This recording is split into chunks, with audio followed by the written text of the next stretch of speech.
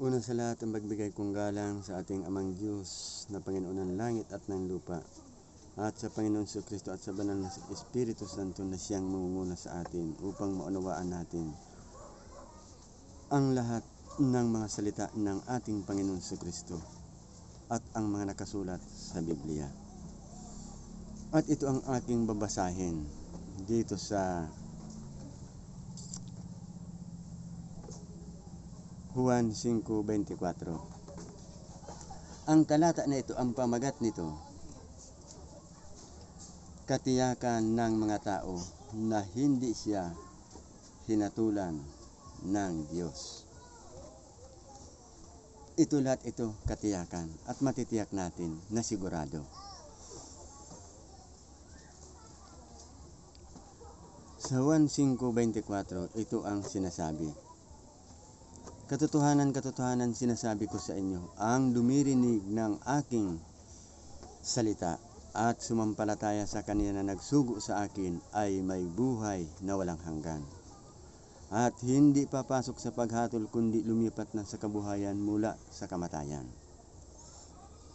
Itong salita na ito, sinasabi ng Panginoon, katotohanan, katotohanan sinasabi ko sa inyo, sapagkat ito'y hindi pinapaniwalaan. Upang tayo'y makasigurado sa buhay na walang hanggan. Alin dito sa mga salita na ito ang nakapagsisiguro at sigurado tayo sa buhay na walang hanggan? Ang kasiguraduhan ng salita na ito sa buhay na walang hanggan, ang sinasabi, ang dumirinig ng aking salita at sumampalataya sa kaniya na nagsugo sa akin ay may buhay na walang hanggan. Sa panigurado ng buhay na walang hanggan, diringgin ang kanyang salita at sumampalataya.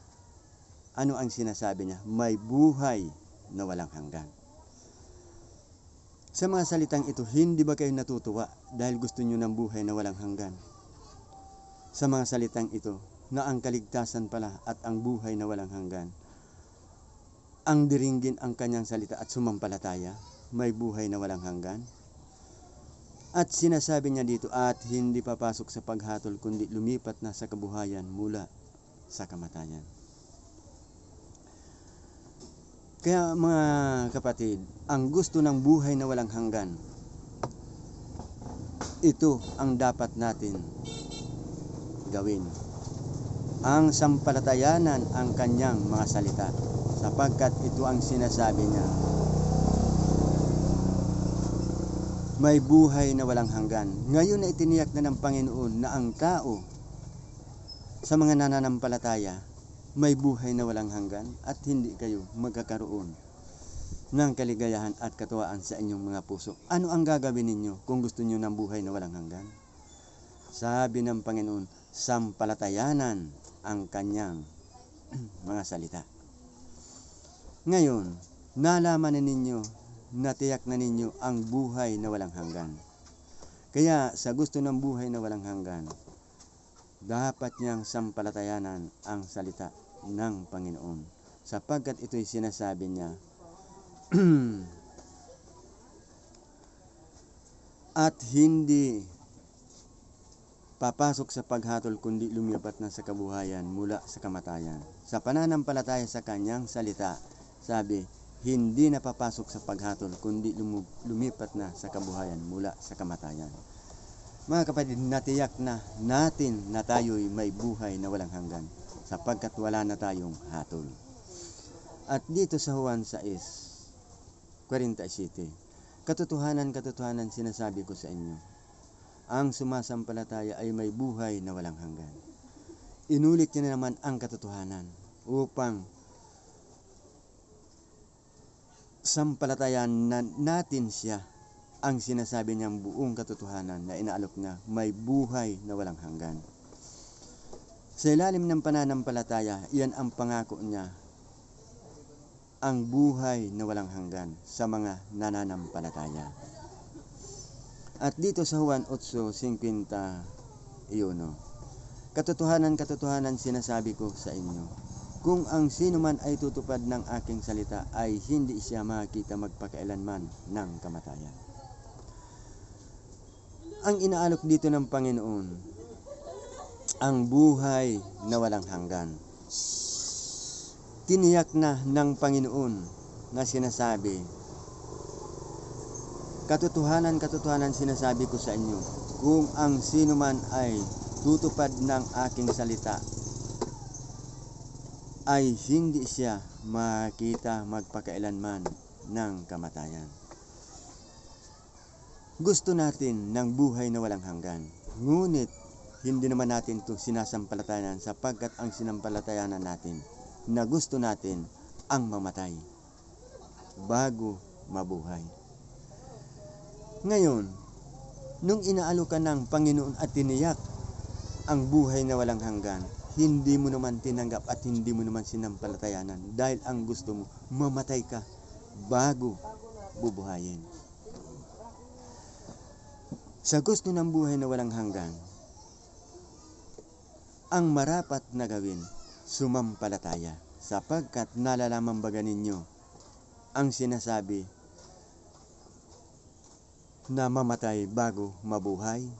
Ito babasahin ko sa inyo para malaman ninyo ano ang aasahan ng tao. Ang sinasabi dito sa Juan 11:25. Sinabi sa kanya ni Jesus, ako ang pagkabuhay na maguli at ang kabuhayan. Ang sumasampalataya sa akin, bagamat siya'y mamatay, gayon may mabubuhay siya. Alin dito ang bubuhayin? Ang nananampalataya. Bakit hindi niyo ito mapag-unawa? Ngayon binibigyan kayo ng Panginoon ng buhay na walang hanggan, para may asahan kayo. Bagamat kayo mamatay, sabi niya, sa nananampalataya, gayon man mabubuhay. Ngayon binibigyan kayo ng pag-asa dahil kung yan ang inaasahan ninyo, ayaw din ninyong manampalataya. Paano bubuhayin ng Panginoon na hindi man sumasampalataya? Sapagkat ang sinasabi niya dito, ang sumasampalataya sa akin, bagamat siya'y mamatay, gayon din mabubuhay siya. Walang sinabi dito na ang hindi nanampalataya, bubuhayin niya. Ngayon na binigyan tayo ng buhay na walang hanggan, hindi natin ito sasampalatayanan. Dapat sana natuwa tayo sapagkat nalaman natin ang katiyakan ng buhay na walang hanggan. Mamatay man tayo, sigurado. Ngunit kung ayaw niyo itong sampalatayanan, paano kayo magkakaroon ng buhay na walang hanggan? Sapagkat ipinangako ng Panginoon, kahit sa mamatay, bubuhayin niya ang nananampalataya lang. Kung patay na, papaano ang tao magkapagpananampalataya sa Panginoon? Ngayon na buhay tayo, dapat manampalataya tayo. Inaalok tayo niya ng buhay na walang hanggan. Ngayon ayaw natin at ang pipiliin natin ang kamatayan.